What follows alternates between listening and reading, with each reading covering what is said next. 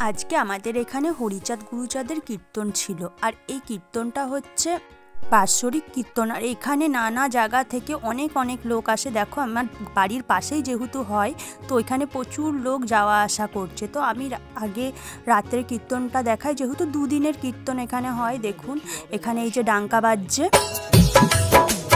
আর প্রচণ্ড পরিমাণে ভিড় হয়েছিল। আর এখানের ভোগ খাওয়াটাও কিন্তু একটা ভাগ্যের ব্যাপার। আমার তো খুব ভালো লাগে। তো আমরা ফাইনালি এখানে দেখুন খাওয়ার জন্য চলে এসেছি। আর খাওয়ার জায়গাটা এত ভিড় ছিল যে কি বলবো। তো যাই হোক, ওখানে জায়গা তো পেয়েছি, তারপরে খেতে বসে গেছি।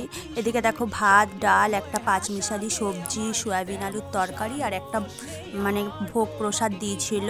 তো খেয়ে দিয়ে চলে এসেছি। আর এটা ছিল তো কিন্তু পরের দিন দিনের বেলায় যে কীর্তনটা হয় সেটার খাওয়া দাওয়া। আর আমার খুবই ভালো লাগে এইসব কীর্তনে আসতে আর এরকম বসে খেতে।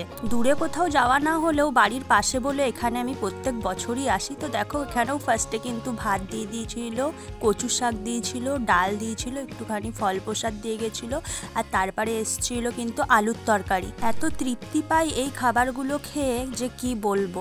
তারপরে দেখো চাটনি আর পায়েসও চলে এসছে।